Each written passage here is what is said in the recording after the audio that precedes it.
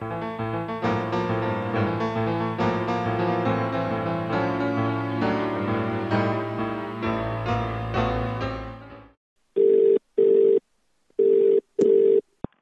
listening to Extinction Radio FM. Listen to the podcast at extinctionradio.com. And I suggest that listeners maybe go there as well. There's one thing up in the news recently about the Pope.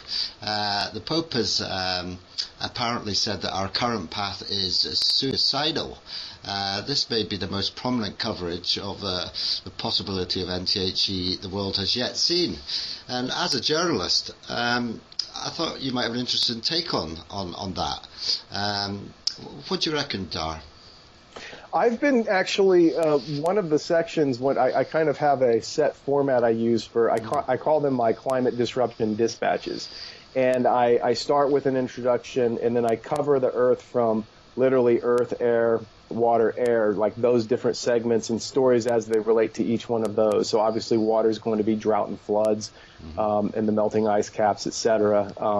And then my final section is denial and reality. And so I always include some of the recent antics of the climate deniers, and then I always include some reality, whether it be a very powerful and important figure speaking out or a big, critically important scientific report. And one of the people I've been including a lot in that reality section over the last month is the Pope, which is pretty amazing. You know, here's this guy. I don't know what all the politics are behind him taking a consistently very courageous stand on climate change, but I certainly applaud it.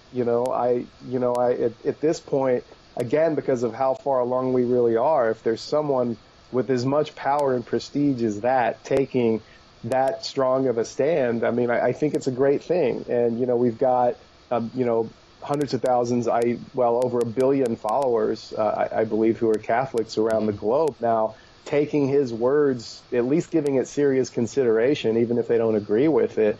And him, I think starting to use even some of the proper language, of really kind of passing along to people, yeah, this really is how far along we are. We're on the brink of annihilating ourselves if we don't start doing things differently. And I also really appreciate how he's framed it as a moral issue, because I think it is very, very, very much a moral issue for us, our debt to all the other species on the planet for having caused this problem in the first place, as well as to ourselves to, first of all, get very honest about where we are.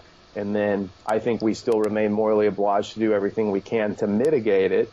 I don't believe in any possible way is there going to be a possibility of stopping what's happening. But I think no matter what, kind of like a sports team deciding, well, we have to play to the end, even though we already know we're so grossly outscored, there's no way we're going to catch up.